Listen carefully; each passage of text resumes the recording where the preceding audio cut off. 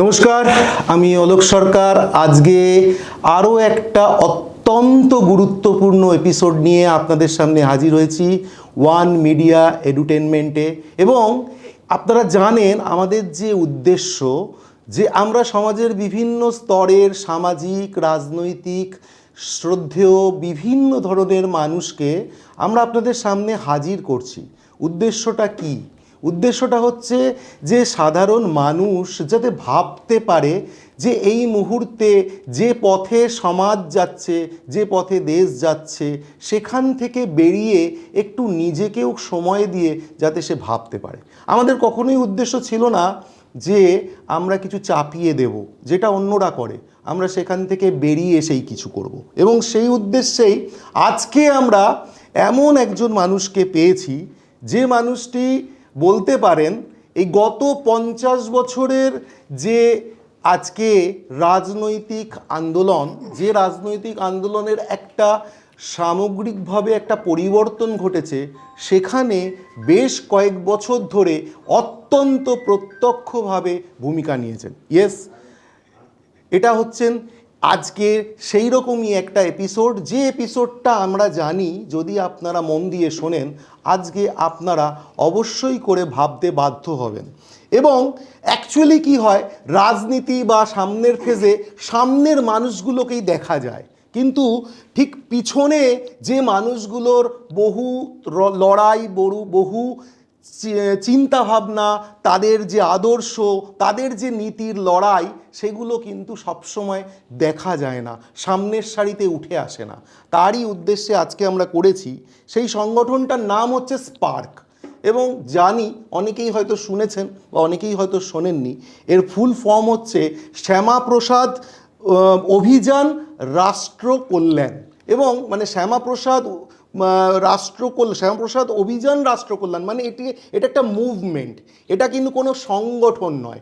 এবং এই যে অভিযানটাকে কন্ট্রোল অর্থাৎ স্পন্সর্ড করছেন সেটা হচ্ছে শ্যামাপ্রসাদ অনুশীলন সমিতি, শ্যামাপ্রসাদ অনুশীলন সমিতি। এবং এটা অত্যন্ত নির্ভরযোগ্য এবং অত্যন্ত গুরুত্বপূর্ণ কাজ বেশ কয়েক বছর তো করছেন। তারই সভাপতি হিসাবে আজকে আমরা পেয়ে গেছি মিস্টার সুভাষ গুহ মহাশয়কে। এবং ইনি এই শ্যামাপ্রসাদ অনুশীলন সমিতির সভাপতি এবং একই সাথে শ্যামাপ্রসাদ অভিযান রাষ্ট্র কল্যাণের হচ্ছে মুখ্য সংযোজক। তো আজকের দিনে ওনাকে আমরা পেয়েছি। এবং অবশ্যই সবার আগে আমরা যে প্রশ্নটা করতে চাইছি আপনাকে, সেটা হচ্ছে যে আপনাদের এই স্পার্ক বা এই উদ্দেশ্য, এই নিয়ে চিন্তা ভাবনাটা ঠিক কীভাবে আপনাদের আসলো বা কিভাবে এটা শুরু হলো, একটু যদি বলেন। স্বাভাবিকভাবে আমাদের মতো মানুষরা যারা ছোটোবেলার থেকেই একটু আদর্শমুখী, সংঘমুখী, সংঘ বলতে আমি রাষ্ট্রীয় স্বয়ংসেবক সংঘের কথাই বলছি, আমরা রাজনীতি দেখি কিন্তু রাজনীতি করা আমাদের হয়ে ওঠেনি। এখন 2014 সালে যখন একটা জাতীয়তাবাদী সরকার খুব বড় ম্যান্ডেট নিয়ে কেন্দ্রে এলেন এবং লুক ইস্ট পলিসি করে নরেন্দ্র মোদী এবং তার সতীর্থরা যারা পশ্চিমবঙ্গে মন দিলেন, তখন আমার মতো অনেক মানুষ তারা মনে করলেন এখন নরেন্দ্র মোদীর পাশে দাঁড়ানো দরকার। সেই মনে করে আমরা আলোচনায় বসলাম। বসে যেহেতু রাজনীতির প্রত্যক্ষ অভিজ্ঞতা নেই, তা আমাকে বলা হলো তুমি একদম মুক্ত আছো। সত্যি আমি তখন মুক্ত, সাংসারিক দায়িত্ব কিছু নেই, একজন রিটায়ার্ড পার্সন, LIC থেকে রিটায়ার করেছি। আমাকে বলা হলো ভারতীয় জনতা পার্টির নামেই তো নরেন্দ্র মোদী প্রধানমন্ত্রী, অতএব ভারতীয় জনতা পার্টির ভেতরে ঢুকে দেখতে হবে এটা কিভাবে চলছে। তা আমি 3 বছর ভারতীয় জনতা পার্টির মধ্যে প্রবেশ করলাম নিচু স্তরে, যেটাকে মণ্ডল বলে ওরা। তারপর ডিসেম্বর 19-এ বেরিয়ে এসে ডক্টর শ্যামাপ্রসাদ মুখার্জির নামে একটি কাজের পরিকল্পনা হলো।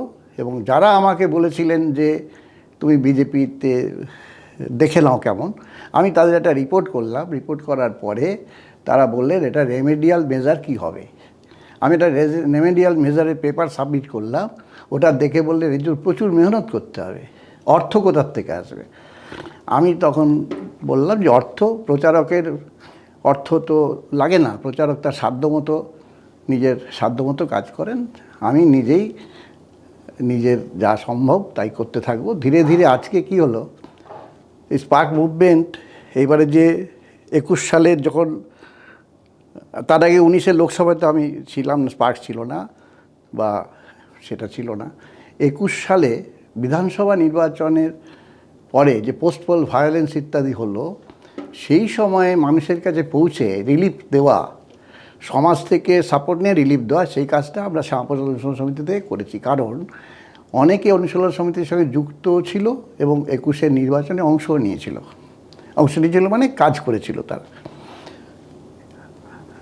আপাতত 24-এ আমরা যখন 18 সিটের জায়গায় ওদের 12টা সিট চলে এলো, তখন বসে ঠিক করা হলো যে ভারতীয় জনতা পার্টি যারা তাদের ক্যান্ডিডেট দেওয়া, তাদের সংগঠন রেডি করা, এই বিষয়ে এত দুর্বল যে আমাদের এই প্রয়াসটা খুব একটা ফল দিচ্ছে না।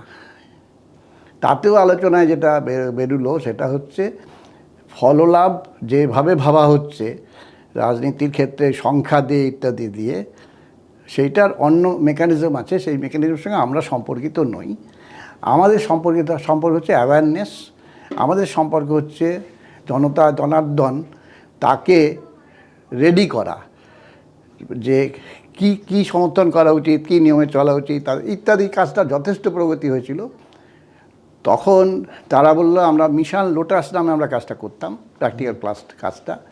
তো mission lotus, no more mission lotus, let us think something else, মানে লোটাসের বদলে একটা আলোচনা করছিল অন্য কোনো পলিটিক্যাল পার্টি তৈরি করে। আমরা বললাম না, আমরা কেউ ডক্টর শ্যামাপ্রসাদ হইনি, এত ব্যক্তিত্ব সম্পন্ন এখানে মানুষ নেই, দিল্লির সাপোর্ট না থাকলে বাংলা কিছু করতে পারে না, এটাই দেখা যাচ্ছে। অতএব এই সময় এখনও আসেনি, আসো আমরা সত্যিকারের ডক্টর শ্যামাপ্রসাদ মুখার্জি যে রাষ্ট্র সেবার বুদ্ধি দিয়েছিলেন সেটার দিকে মনোযোগ করি, আমরা বেশি করে অনুশীলন করি, বেশি করে মানুষের কাছে সেবা কাজ করি। এবং আমরা তখন ডিক্লেয়ার করলাম, প্রথম ডেজিগনেট করলাম আমরা সবাই শ্যামাপ্রসাদ রাষ্ট্র সেবক, SRS। আচ্ছা আচ্ছা। এখন যারা আমাদের এই সংগঠনে যুক্ত হয় তারা এখন অনলাইন ওয়েবসাইটে হয়েছে, তারা SRS হয়ে যায়, একটা আইডি কার্ডও থাকে, SRS লোগো আছে। এবার SRSটা খুব ভালোভাবেই গেল। এবার 25 সালে যখন ডক্টর শ্যামাপ্রসাদ মুখার্জির 125তম জন্মবার্ষিকী হচ্ছে, তখন শিশিরদা একটা আইডিয়া দিলেন, শিশির চক্রবর্তী, তার সঙ্গে আমরা কানেক্টেড মোটামুটি বছর 5 ধরেই আছি। শুভেন্দুবাবুর মাধ্যমে, শুভেন্দুবাবু যখন ভারতীয় জনতা পার্টিতে এলেন, তখন তমলুকে যখন আমি কাজ করছি মিশন লোটাসের, তখনই শিশিরবাবুর সঙ্গে যোগাযোগ হয়। যাই হোক, এটা বিস্তারে প্রশ্ন করলে দরকার, খুব একটা প্রয়োজন নেই। তাহলে যেটা বোঝা গেল যে আপনারা প্র্যাকটিক্যালি কোনো একেবারে সরাসরি রাজনৈতিক প্ল্যাটফর্মে না এসেও রাজনীতিটাকে যাতে আরও একটুখানি সুন্দরভাবে সমাজের মধ্যে আরেকটু শ্রদ্ধেয় আর একটুখানি সুন্দরভাবে প্রদর্শিত হয়, তারই একটা চেষ্টা একদম। এবং তাহলে যদি বলা যায় যে আপনারা এই যে রাষ্ট্রীয় স্বয়ংসেবক, মানে আপনার তো বিগত জীবনে আপনার ভাবধারা বা চিন্তা ভাবনাটা সেখান থেকে এসছে এখানে, ওকে, তাহলে এর পরে এই জায়গাটাকে আপনি কিভাবে পার্থক্য করবেন? আপনি এখানকার ওখানকার স্বয়ংসেবক এবং এখানকার স্বয়ংসেবকের সাথে কিভাবে পার্থক্য করবেন? পার্থক্যটা এই যে পশ্চিমবঙ্গে যারা রাষ্ট্রীয় স্বয়ংসেবক সংঘের সঙ্গে কাজ করেন, তাদের আরম্ভতি যেন একটা ম্যান্ডেটারি বলে দেওয়া হয় যে তোমরা রাজনীতি করতে পারবে না। এই রাজনীতি করা বলতে কী বোঝায় সেটা নিয়ে আর বিস্তারে আলোচনা করে না। তারা মনে করে রাজনীতি করা মানে রাজনীতিক দল করা আর দলাদলি করা, দলের গোলামি করা, এবং একজন ওপরে থাকবে, তাকে নেতা মেনে উনি যা আদেশ করবেন সেটাই করা। তার যে স্বয়ংবোধ এবং তার যে স্ববোধ, সেটা জাগ্রত হয় না। এই অভাবটা না মিটলে রাজনৈতিক নেতৃত্ব দিতে পারবে না, কারণ ব্যক্তিত্ব না থাকলে নেতৃত্ব হয় না। এবার ব্যক্তিত্ব নির্মাণের কোনো ব্যবস্থা রাজনীতি প্ল্যাটফর্মে নেই। আর ভারতীয় জনতা পার্টি দেখা গেছে, যেহেতু 18 বছর বয়প্রাপ্ত হওয়ার পরে যারা দলের নামটা লেখায়, সেখানে দেখা গেছে যে তাদের শাসনের নিচে রাখার কোনো ব্যবস্থা ভারতীয় জনতা পার্টিতে নেই। আমি গভীরভাবে দেখেছি এখানে অনুশাসনের জায়গা আছে, শাসনের জায়গা নেই, যেটা অন্যান্য পার্টিতে হয়। ওপর থেকে যেটা বলে দেয় সেটাই করতে হয়। এই পার্টিতে ওপর থেকে কাজ বলে দেয়, কিন্তু তুমি নেতৃত্ব কীভাবে শিখবে সেটা তোমার ব্যক্তিগত ব্যাপার। যদি আরএসএসের আদর্শ ভেতরে ঢুকে থাকে তাহলে তুমি বুঝে নেবে কী পরিস্থিতিতে কী করতে হবে, এবং এখানে অনুযোগের স্থান নেই। আমি দেখেছি এখানে বুথ প্রেসিডেন্ট, সে অভিযোগ করছে যে আমাকে মারলো, মণ্ডল প্রেসিডেন্ট খবর দিল না। এর স্থান এদের সিস্টেমে নেই, থিওরিতে নেই। বুথ প্রেসিডেন্টকে রক্ষা করবে তার বুথের যারা বিজেপির সমর্থক, বিজেপির সদস্য, সে বুথের নেতা হয়ে ওটার একটা চেয়ার দেওয়া হয়েছে। তা সেই চেয়ারটা সে যদি না বোঝে তাহলে সে এরকম তাকিয়ে থাকবে। এই জায়গাটা অ্যাড্রেস করার জন্য অনুশীলন। আচ্ছা, তার মানে তো বলতে গেলে আপনাদের আরও যদি খুব ক্লিয়ারলি যদি বলা যায় যে উদ্দেশ্যটা খুব স্পেসিফিকভাবে যদি বলতে হয়, তাহলে আপনি আরও একটুখানি যদি দর্শকদের কিভাবে আপনি এটাকে বলবেন? আমি বলবো যে যেহেতু সমাজটা রাজনেতার দ্বারা শাসিত হচ্ছে, তা রাজনেতার গুণাবলী বাড়াতে হবে। ওকে, আমাদের উদ্দেশ্য হচ্ছে রাজনেতা তৈরি করা বিভিন্ন স্তরে। তার মানে রাজনৈতিক কর্মীদের, হ্যাঁ, সেটা মানে যে কোনো নেতা বা কর্মী যেভাবেই হোক, তাদের নির্বিশেষে তাদের রাজাদের অনুশীলনের মাধ্যমে একদম। এবং আলোচনার মাধ্যমে তাদের মানোন্নয়ন তৈরি করা।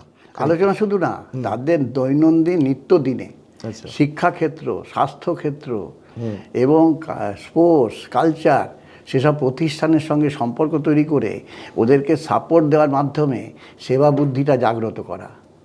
আচ্ছা, তাহলে এর জন্য আপনারা জেনারেলি কি ধরনের কর্মসূচি মানে জেনারেলি এখনো পর্যন্ত আপনারা গ্রহণ করেন? আমাদের যার যেদিকে ফ্যাকাল্টি, যার যেটা ভালো লাগছে রুচি অনুযায়ী সেই দিকে সে সেবা কাজ করবে। আচ্ছা, উদাহরণস্বরূপ বলা যায়, আমাদের কন্যগড়ে আমি থাকি। কন্যগড়ে দুটি প্রতিষ্ঠিত পুরনো ক্লাব আছে, 100 বছর উপরে তাদের বয়স। ক্লাবগুলো কোনো তাদের অ্যাসপিরেশন নেই, উন্নয়ন করার কোনো আগ্রহ নেই। একটা ফুটবল একাডেমি, ক্রিকেট একাডেমি সুন্দরভাবে চলবে, ছেলেরা তৈরি, এই বিষয়টা অসুবিধে ছিল। কিন্তু আমরা যোগাযোগ করে করে ওদের মধ্যে সেই ভাবটা আনা গেছে। কিন্তু রাজনীতির দাদারা আমাদের ছেলেদের মনে করতো যে এরা বিজেপির লোক, এদের কেন ঢুকতে দেবো। 4 তারিখের পরে হঠাৎ করে খুব ডাক এসে যাচ্ছে। কাজে এই সাকসেস, এই বিজেপি সরকার না আসলে আবার স্পার্কের এই সম্ভাবনাটা ছিল না। খানিকটা ব্যাপ্তি হতে আরও সুবিধা। তাহলে যদি আরও স্পেসিফিকভাবে জিজ্ঞাসা করতে হয় যে বিজেপি, ভারতীয় জনতা পার্টির সাথে আপনাদের এই অনুশীলন সমিতি যেটা, এর যদি পার্থক্য নির্ণয় করতে হয় আপনি কিভাবে করবেন? পার্থক্য এইভাবেই করব, ভারতীয় জনতা পার্টি মানে ডক্টর শ্যামাপ্রসাদের আদর্শের যে স্তরে যাবার কথা, বাস্তবিক সেখানে নেই। তা আদর্শটাকে নামিয়ে এনে বাস্তবের সাথে মেলানো তো কাজ হতে পারে না। কাজে আমরা বাস্তবটাকে আদর্শের দিকে ঠেলছি, আনকন্ডিশনালি ঠেলছি। আমাদের কোনো বিজেপি এসে বলেনি যে তোমরা এটা করো। তবে একটা মজার স্টোরি আছে। এইবারে ইলেকশনের আগে আমাকে যোগাযোগ করা হলো, একদম বাড়িতে চলে আসা হলো প্রবাসী কার্যকর্তা। তারা এসে বললেন যে আমাদের উপর একটা নির্দেশ আছে, স্পার্ক কী করে সেটা আমাদের একটু দেখতে হবে, সরেজমিনে দেখতে হবে। তা কীভাবে দেখবেন না, একটি ডেডিকেটেড গাড়ি আসবে আর একজন ভদ্রলোক আসবে, আপনি সময় দিন, আপনি সেই গাড়িতে চাপবেন, চেপে আপনি যেখানে নিয়ে যাবেন তিনি সেখানে যাবেন। এরকম একটা অ্যারেঞ্জমেন্ট হয়েছিল। আমি 23টা বিধানসভায় নিয়ে গেছিলাম এবং তারা কি রিপোর্ট করেছে আমি জানি না, কিন্তু আমরা কি করেছি তা দেখে গেছে। এবং এটা মানে অন্য রাজ্য থেকে এসেছিলেন। আর আমি ঘুরিয়েছিলাম মানে বিভিন্ন বিধানসভায় যতটা সম্ভব ছিল। আপনাদের তাহলে সংগঠনে এই মুহূর্তে এই যে কর্মী বা স্বয়ংসেবক যেটাই বলেন, সেইটার কীরকম ব্যাপ্তি এখনো পর্যন্ত হয়েছে?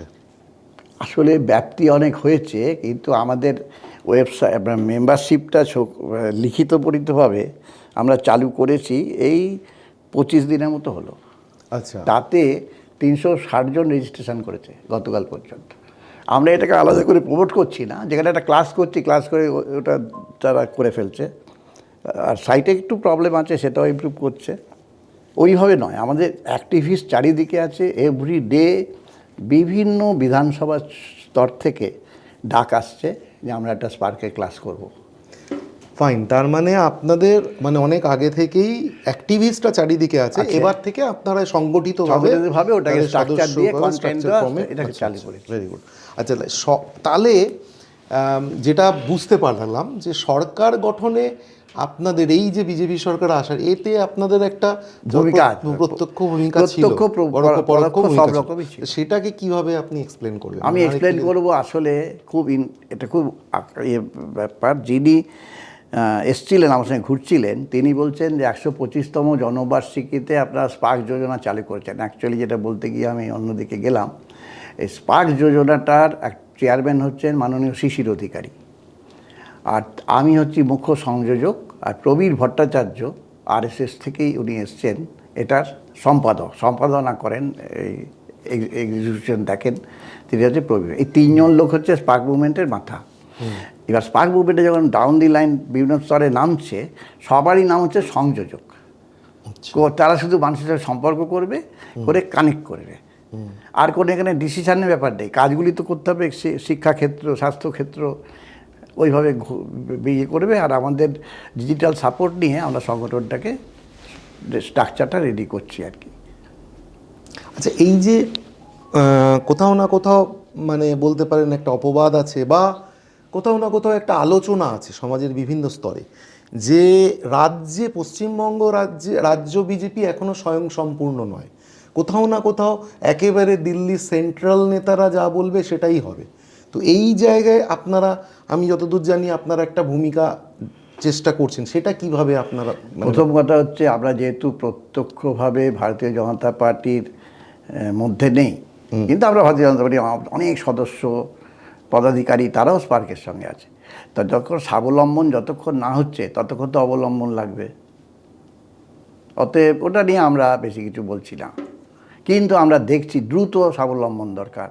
কেন পশ্চিমবঙ্গের লিডাররা দায়িত্ব নেবে না? কেন বাইরে থেকে এসে তারা অ্যাডভাইস করবে, তারা সব কিছু করবে? এটা খুবই পীড়াদায়ক। সেটা পীড়াটা আমাদের মধ্যে রয়েছে। সেটা কি আপনি আশাবাদী, মানে এটা কি কাটিয়ে ওঠা?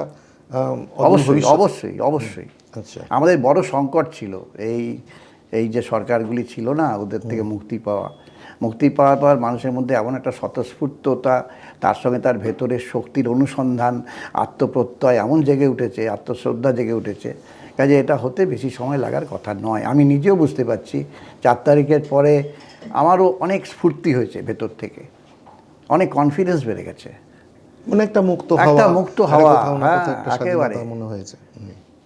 তা এই যে এই মুহূর্তে লাস্ট, আপনি যদি তাই হয় তাহলে বিজেপি সরকার এত যে কদিন এই মুহূর্তে এসেছে, তাহলে সেইখানে তাদের ভূমিকা বা সেই বিষয় নিয়ে আপনাদের কি মতামত? মানে আমাদের মতামত, মানে আমি বলতে পারবো না, আমরা নিজেদের মধ্যে একসঙ্গে বসে কোনো রিভিউ করিনি, কিন্তু একটা জিনিস দেখতে পাচ্ছি যে মুখ্যমন্ত্রী তিনি মোটামুটি তার যারা অফিসার, মানে আমলা ইত্যাদি বলি আমরা যাদের, তাদের নিয়েই তিনি কাজগুলি করছেন। পার্টিগত সাপোর্ট উনি কিছু পাচ্ছেন না।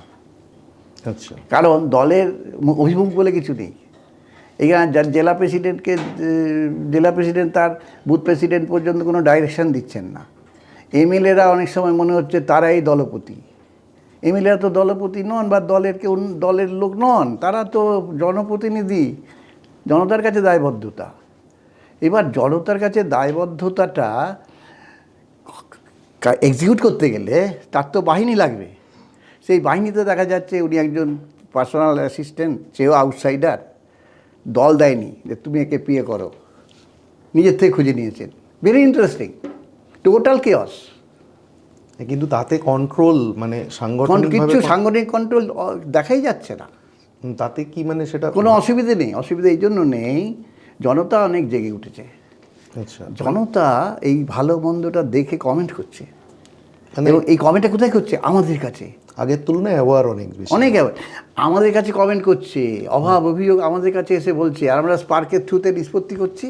এমএলএর কাছে দরকার হলে এমএলএর কাছে যাচ্ছি, আচ্ছা, মুখ্যমন্ত্রীর দপ্তরে চিঠি পাঠাতে হলে পাঠাচ্ছি। আমার কাছে একটা জ্যান্ত প্রবলেম আছে, এগুলো বিভিন্ন প্রতিষ্ঠানের মধ্যে যে ইন্টারভেনশান হচ্ছে, প্রতিষ্ঠানকে চলতে দিচ্ছে না, সেটা আমরা অ্যাড্রেস করছি।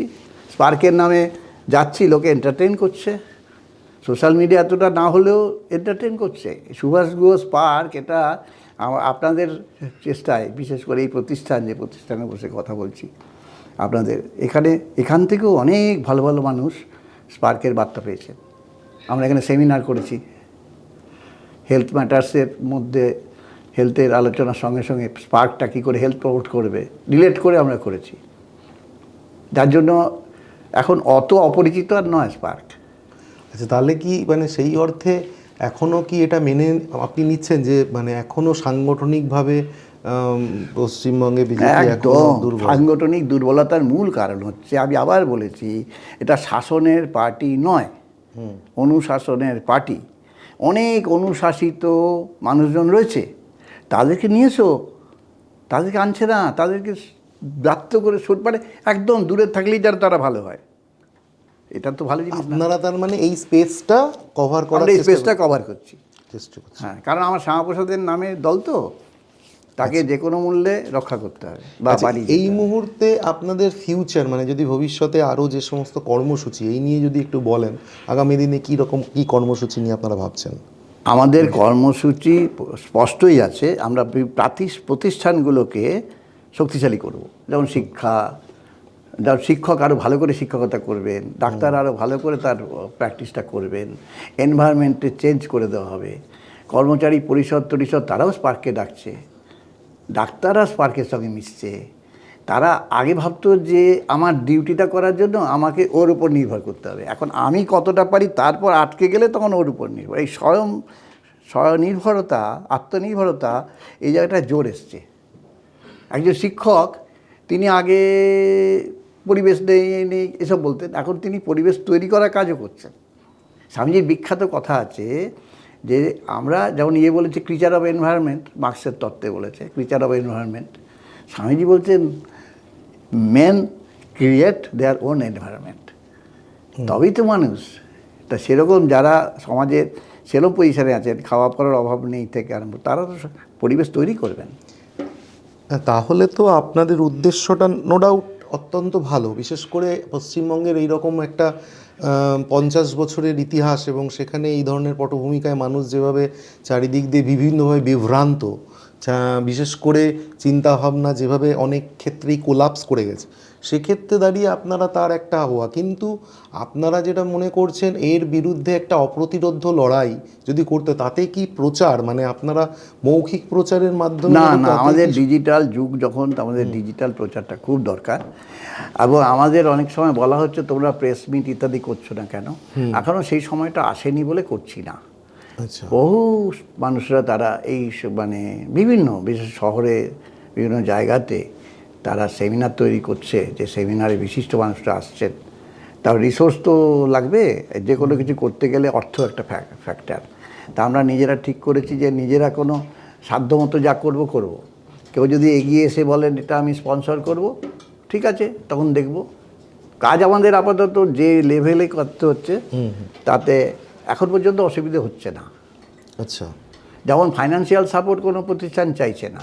বেহালায় একটা প্রতিষ্ঠানে ঢুকে, সেই প্রতিষ্ঠানটা মেডিকেল সার্ভিস দেয়, তাদের সিটি স্ক্যান, এমআরআই মেশিন, দুনিয়ার সব আছে, সেইখানে বাইরের লোক ঢুকে এমন উৎপাত তৈরি করেছে, প্রতিষ্ঠানটা অচল হয়ে যাচ্ছে। আজকে আমি আসার আগে আমাকে মেসেজ পাঠিয়েছে, ওইখানে গিয়ে ইন্টারভেনশন করে ওটাকে ঠিক করতে হবে। এটা আমার পয়সা চাইছে না, তাতে বলছে এই যে বাইরে থেকে আক্রমণ হলো এটাকে হাঁটাও।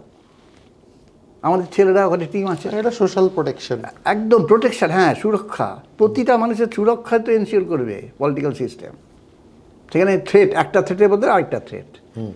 মানে একজন দাদা ভয় আউট ভরসা ইন বলা হলো, ভরসার লোকটাই পাচ্ছে না, তাহলে কি করে হবে?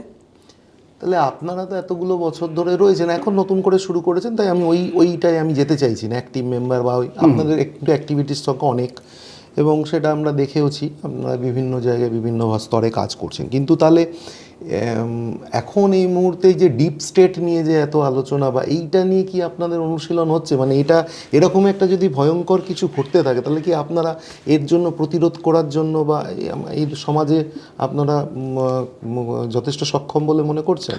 এইটা তো আমার বিচারটা আমি এটা বলতে পারি, ডিপ স্টেট বা ইত্যাদি যে প্রচার ইত্যাদি হয়, এটা এখানেই বেশি প্রচার হয় আমাদের ভারতবর্ষে।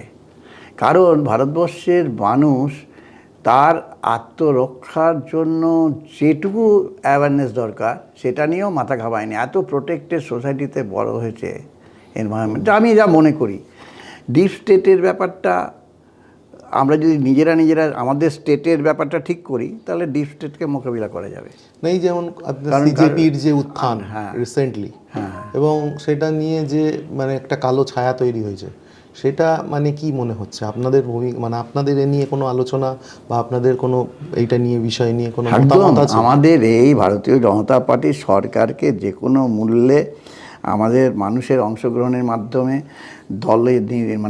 দলমত নির্বিশেষে দেশের কারণে রাষ্ট্র সর্বোপরি এই বোধ জাগিয়ে প্রত্যেকে তার স্তরে তার যেটা করণীয় সেটা করতে হবে।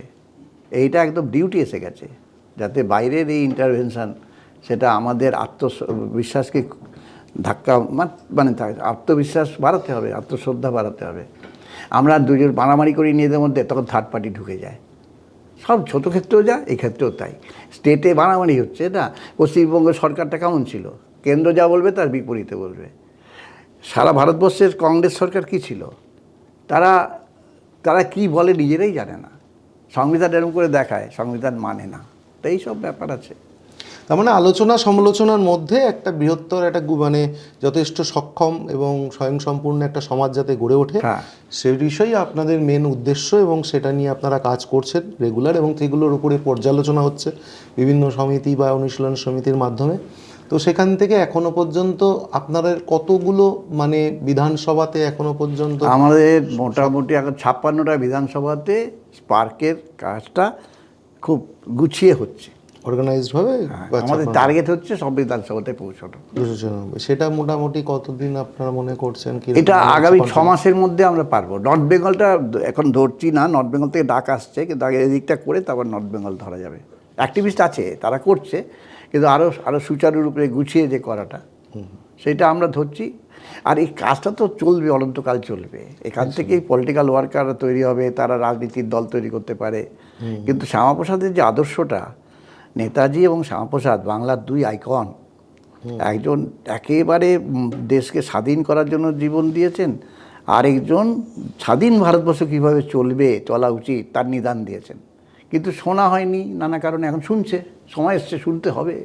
দেশ চালাতে একটা লাস্ট আমি একটা শেষ প্রশ্ন করতে চাই, মানে বামপন্থীরা বিশেষ করে ভারতীয় শ্যামাপ্রসাদ মুখোপাধ্যায়কে যেভাবে তারা আজকে ফেস করতে চাইছে, মানুষকে যেভাবে বোঝাতে চাইছে, এই নিয়ে আপনাদের আরো বেশি দৃঢ়ভাবে পদক্ষেপ নেওয়া উচিত। আমরা একদম দৃঢ়ভাবেই পদক্ষেপ নিয়েছি। বামপন্থীরা এখন অন্তত আমাদের সামনে আর শ্যামাপ্রসাদ নিয়ে কোনো নেতিবাচক কথা বলতে পারছে না। জানে এরা শ্যামাপ্রসাদ রাষ্ট্রসেবক বলতেই পারছে না, তারা তাদের অন্য কথা আমাদের আলোচনাই করছে না। আমি রবীন্দ্রদেবের সঙ্গে দেখা হয়েছিল কিছুদিন আগে একটা জায়গাতে, আমি বললাম দাদা একদিন আসুন না, বসি একসঙ্গে, ইত্যাদি। মানে আমরা খুব অ্যাগ্রেসিভ, আমরা তাত্ত্বিক আলোচনা তো দরকার বললে আপনারা অন্য রাজনৈতিক সংগঠনের প্ল্যাটফর্মে তাদের সঙ্গেও আপনারা বসতে হবে। হ্যাঁ, আমাদের সত্যটাকে বলতে হবে, সত্যের অন্বেষণটা শেষ হয়ে গেছে, আসো আলোচনা করো। ওকে, ঠিক আছে, অসংখ্য ধন্যবাদ সুভাষবাবুকে। এত সুন্দর সাবলীলভাবে, অ্যাকচুয়ালি সমাজে আমার মনে হয় বেশিরভাগ মানুষই জানেই না যে কি উদ্দেশ্য। আমাদের চেষ্টা শুধু সেটাই, যে এই যে মানে অন্ধকারে থেকে যে ধরনের কাজ হচ্ছে তারই হয়তো ফলশ্রুতি আজকে আমরা রাজনীতিভাবে আজকে দেখেছি পথ পরিবর্তন, বা আগামী দিনে সামাজিক পরিবর্তন হয়তো এরকম ধরনের সংগঠনের প্রত্যেকটি মানুষ বা বিভিন্ন ধরনের অর্গানাইজেশনের জন্য হতে পারে। তো অসংখ্য ধন্যবাদ। নিশ্চয়ই আবার আগামী দিনে আপনাদের পাবো এবং সহযোগিতা পাবো। অসংখ্য ধন্যবাদ। ধন্যবাদ। নমস্কার।